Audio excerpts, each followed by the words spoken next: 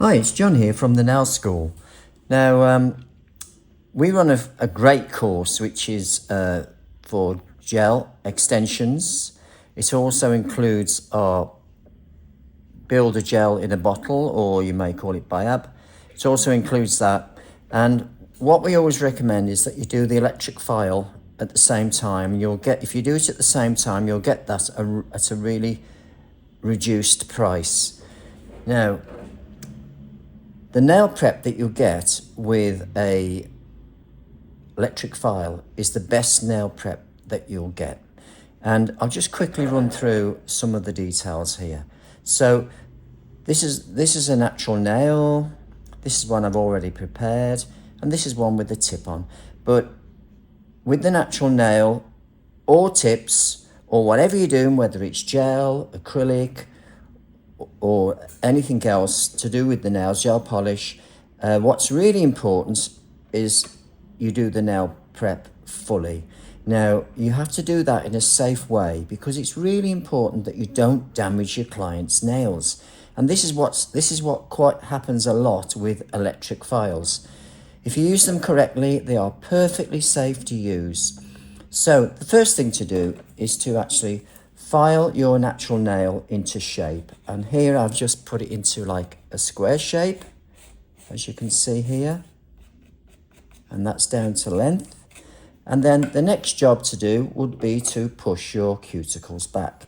Now I've got a tiny little cuticle pusher here, which is the one I prefer because you can see all the back of the nail, where the bigger ones tend to cover all of the nail. Now what's important, whenever you use an electric file or a cuticle pusher, for instance, you must support yourself with your fingers sticking out like this, because this gives you a tension to push against.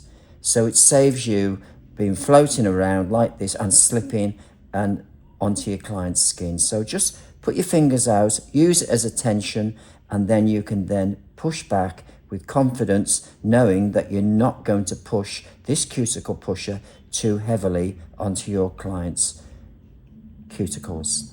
Now obviously once you've pushed the cuticles back, there's no cuticles on this because it's a dummy hand, but once you push the cuticles back, you can then just ease them forward and then just put this under there and just clip your cuticles along like this. Okay, so if I get my electric file now, on here I've got a fine sanding band, which is 240 grit or above. You don't want anything more rough than that. And you can switch it on here, and it's up to number 9 at the moment. That's about where you want it. Now, if you've just put a new band onto here, what's very important is that you just go like this along the edge, so that when you've put that on, it's not going to cut your customer.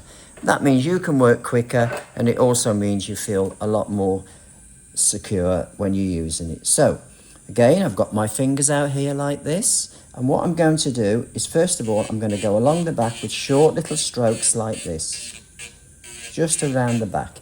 Then I'm just going to twist the hand over on my client, and then I'm going to come in that direction downwards. Now if you're right-handed and you've got your electric file working anti-clockwise in the forward direction, you can only go from left to right. That's left to right. Now to do the rest of it, what I do is I do circles like this, and then on the forward stroke towards myself, I'm going to hit the nail plate. I'm going to start on this part of the sanding band, and as I work around, I'm going to use the middle, and then I'm going to use this side of it. So basically this is what I'm going to do, circles. So I'm going to do that. I don't need to apply any pressure at all. And as I go round, I'm going to twist the finger and then go round to the side like that. And what you should end up with is a very clean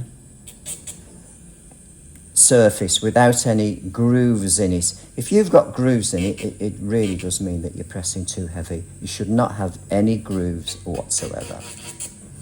Now, once you've done that prep on the nail, you can switch your file off, and then you can just dust it with a dusting brush, and then you can apply a dehydrator. Now I've got a Glitterbels dehydrator here, so I will just dehydrate the nail plate like so, and that nail is now ready for gel polish,